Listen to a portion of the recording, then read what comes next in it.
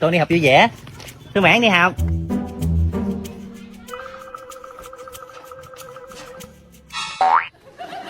Ê chị kia, làm gì vậy?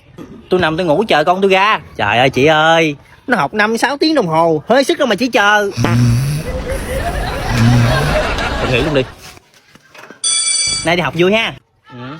Nhanh con trai. Thôi mẹ tao tới rồi, tao về nha. Mẹ ơi, sao mẹ chưa đón nữa ta? Giờ mà bể bánh xe. Alo alo. Ngon. Gì Tam? Gì vậy? Vô can bài chơi. Mắc cướp con rồi.